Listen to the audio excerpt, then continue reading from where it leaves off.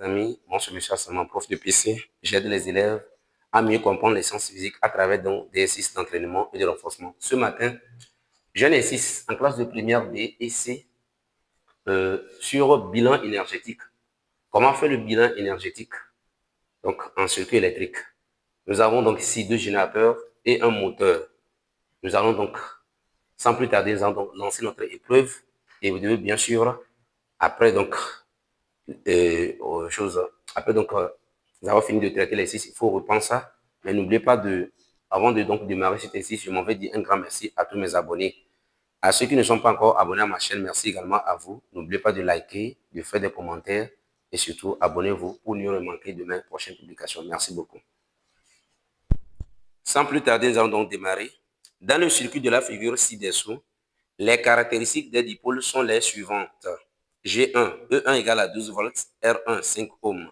G2, E2 égale à 10 volts, R2 égale à 5 ohms. M, le moteur, E' égale à 8 volts, R' égale à 10 ohms. G1 et G2 sont des accumulateurs qui peuvent fonctionner en récepteur. Le moteur tourne si la tension à ces bornes est supérieure ou égale à 10 volts. Numéro 1. En supposant que G1 et G2 fonctionnent en générateur et que le moteur tourne, exprimer les intensités des courants en fonction de UAB et des caractéristiques des dipôles. Numéro 2. En déduire l'expression de UAB en fonction de ces caractéristiques, puis faire l'application numérique. Numéro 3, pardon. Calculer les intensités des courants. G2 fonctionne-t-il en générateur? Point d'interrogation. Numéro 4. Calculer à la ligne petit a la puissance électrique créée dans ce circuit. Petit b. La puissance mécanique apparue. Petit c. La puissance utilisée par G2 pour sa charge. Petit d. La puissance calorifique apparue dans le circuit. Vérifier la conservation de l'énergie. Merci. OK. À la première question, on dit donner l'expression ou bien déterminer l'expression des intensités en fonction de UAB. Alors, nous allons d'abord mettre le sens du courant. La première condition, on nous dit G1 et G2 fonctionnent comme des générateurs. Ça, c'est la première supposition. Donc, ça dit s'ils fonctionnent comme des générateurs, donc ils vont faire quoi? Ils vont fournir le courant. Alors, nous avons ici, voilà, on va noter ici l'intensité I1, ici l'intensité I2 et ici l'intensité I'. Voilà, c'est une notation. Donc, sens du courant. Donc, là, ça, c'est le premier cas. Donc, on suppose qu'ils fonctionnent comme quoi? Des générateurs. Alors, comment exprimer les intensités I1, I2 et I' en fonction de la tension UAB? Voilà, c'est très simple. Alors, les trois dipôles sont montés en dérivation. Donc, ils ont la même tension. Ce qu'il faut retenir. C'est-à-dire que la tension UAB égale à la tension IG1 égale à la tension IG2 égale quoi? À la tension au bout du moteur. Alors, on va aller. UAB est égal. Comme c'est un générateur, on connaît les caractéristiques. Quelle est la loi d'Ohm au bord d'un générateur? Ça fait quoi? E moins RI. Voilà, ça c'est la formule ça. Donc ça fait quoi? E1 moins R1 I1 égale, au niveau de G2, E2 moins R2 I2 est égal. Maintenant, au niveau du récepteur actif, le moteur, quelle est la loi d'Ohm? La loi d'Ohm, c'est quoi? C'est E' plus R' fois I. Donc, ici, on a noté I', l'intensité qui traverse le moteur. Alors, ça fait quoi? E' plus R' I'. Voilà. Donc, on va exprimer chaque intensité en fonction du UAB. Donc, on prend les cas UAB égale à ça. On tire I1 là-bas. Alors, vous avez UAB est égal à E1 moins R1 I1. Ce qui implique I1 est égal. D'abord, il faut ramener E1 ici.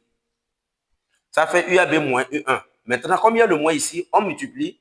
Le E1 devient plus et UAB prend moins. Donc, ça fait quoi?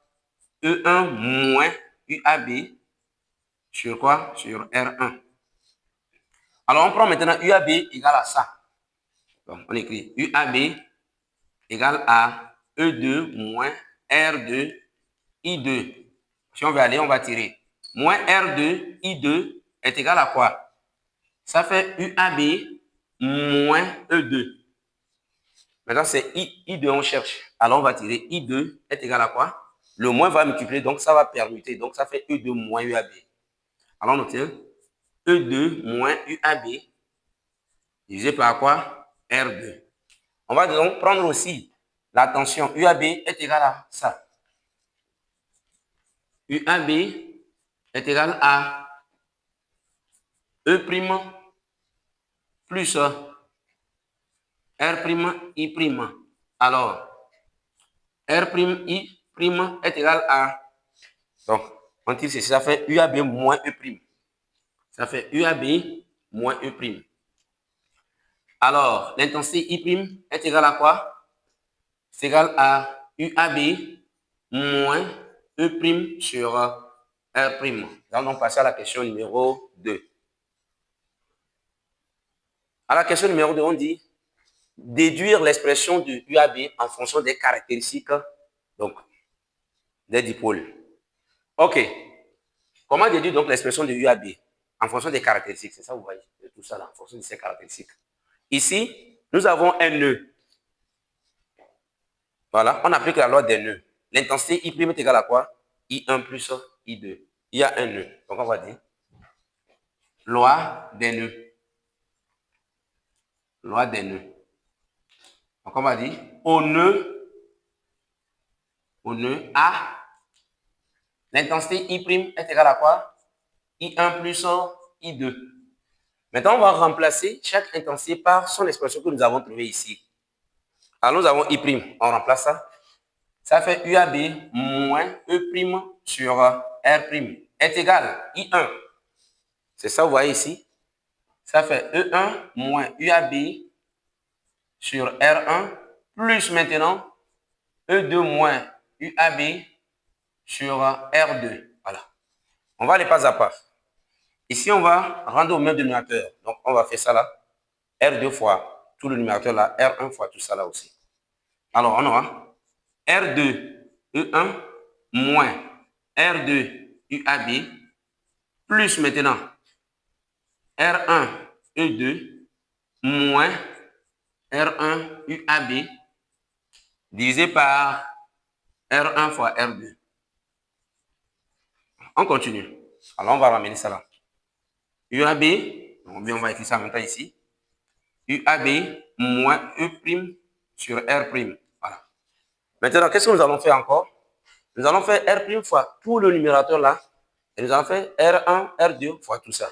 On va faire, donc, on va faire ceci fois ça et ça la fois ça. Alors, on obtient R1, R2, UAB moins R1, R2, E' est égal. Alors, donc, on va rapidement trouver. On va multiplier. Ça fait ici quoi? Ça fait R', R2, E1 moins R', R2, UAB plus R', R1, E2 moins R', R1. Voilà, vous avez donc R1 quoi?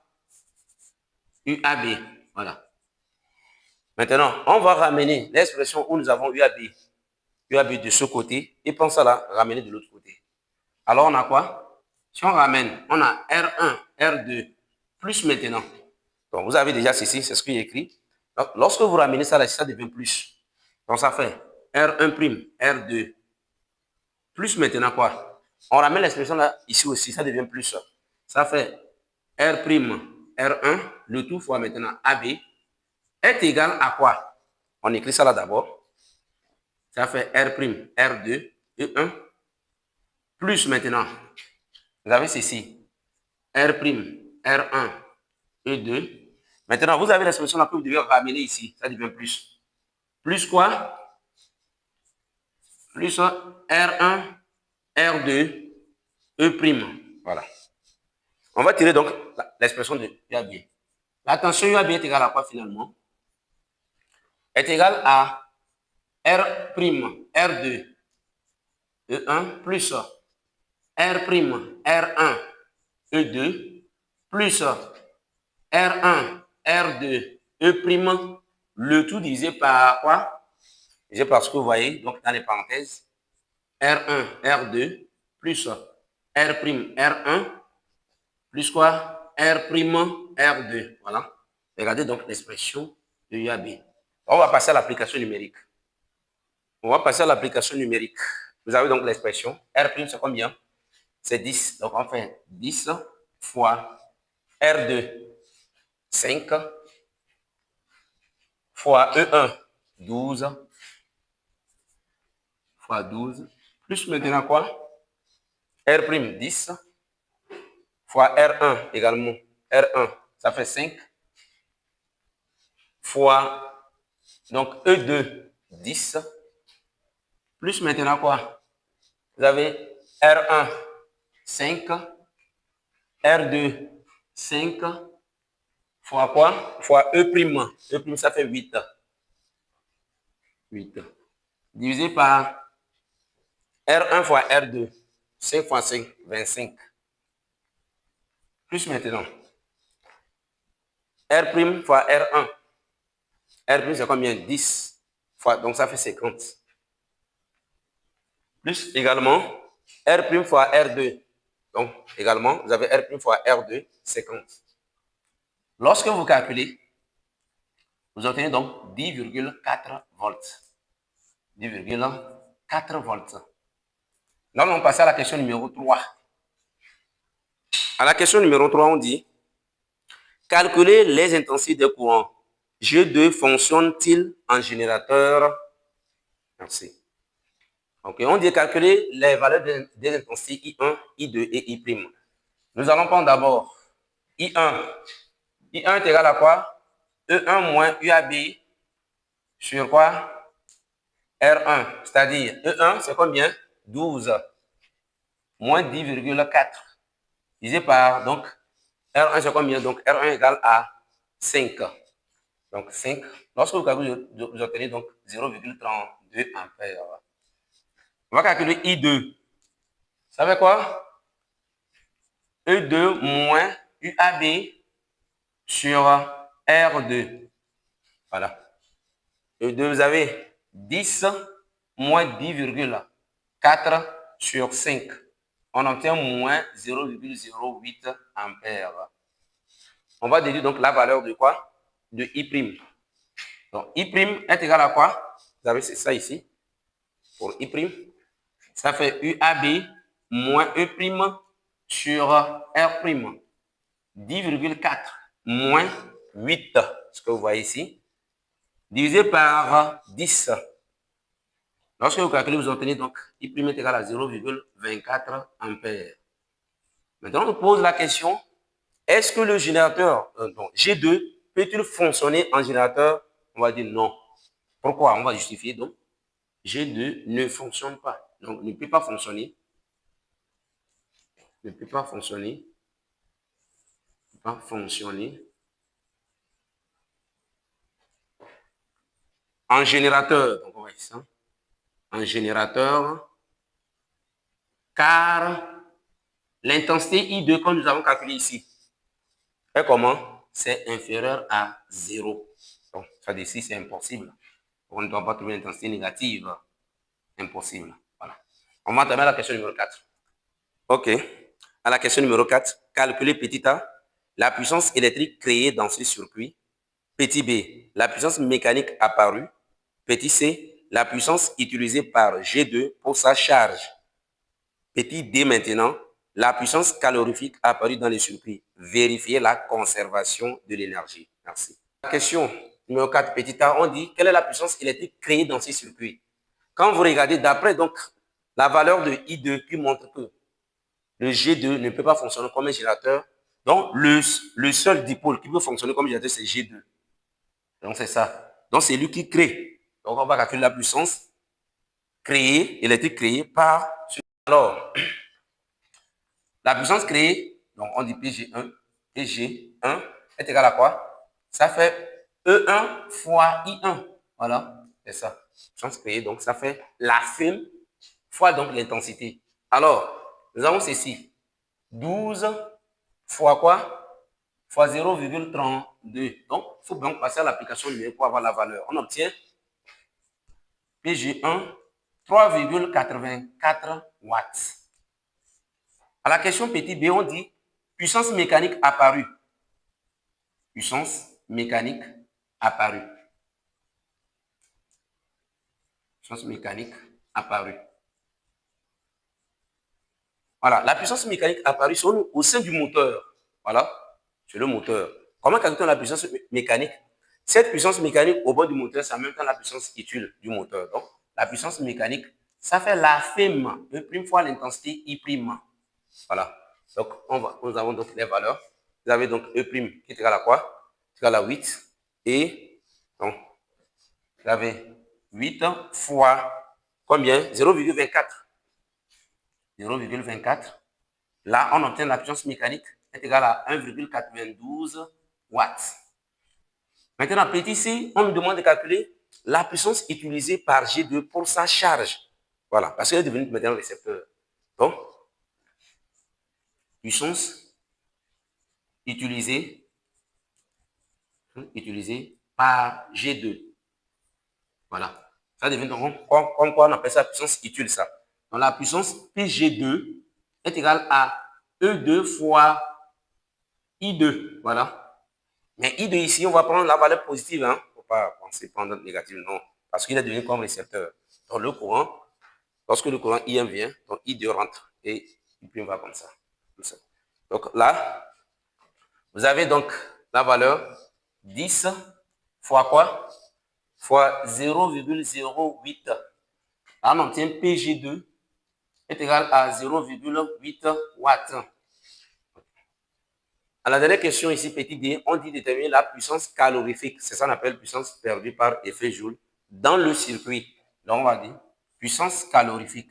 Ou tout simplement, on peut noter aussi PJ, ou dire puissance perdue par effet Joule, est égal à quoi? On prend par dipôle. Voilà, regardez, la formule qu'il faut retenir. Ça fait R1 I1 au carré plus. Voilà, parce que chaque dipôle a sa résistance interne. Donc, au cours du fonctionnement, chaque dipôle va se chauffer. Donc, il y aura dégagement de la chaleur. Donc, on va faire quoi? R1 I1 au carré plus quoi? R2 I2 au carré plus quoi? R' I' au carré. Donc, on va remplacer. PJ est égal à quoi? R1, ça fait 5 fois 0,32 au carré, plus maintenant R2, ça fait 5 fois quoi? I2. Voilà, il y a la valeur, c'est ça. 0,1. I2, donc on aura, c'est ça la valeur. Voilà, 0,08 au carré, plus quoi? R', ça fait 10 fois quoi? Fois 0,24. Voilà, le tout au carré. Donc, lorsque vous calculez donc, la valeur, vous obtenez donc PJ égale 1,12 watts. Maintenant, on dit, à la dernière question, on nous demande de vérifier le bilan énergétique. Donc, vérifions le bilan énergétique. On va vérifier le bilan énergétique. Nous allons calculer, on va faire la puissance mécanique, plus la puissance utilisée par G2 pour sa charge, plus la puissance perdue par effet Joule, si la somme des trois puissances est égale à la puissance créée par le générateur G1, alors ça veut dire le bilan énergétique est vérifié. Alors, on va remplacer. Vous avez 1,92 plus 0,8 plus 1,12. Voilà. Lorsque vous calculez, vous obtenez donc 3,84, qui est égal en même temps à la puissance créée par G1, puisque c'est le seul dipôle qui fonctionne en générateur. Voilà, donc finalement, on en vient de vérifier donc, le bilan énergétique. Nous sommes donc arrivés à la fin de notre exercice. N'oubliez pas de reprendre cet exercice, de liker la vidéo et surtout abonnez-vous pour ne rien manquer de mes prochaines vidéos. Merci beaucoup.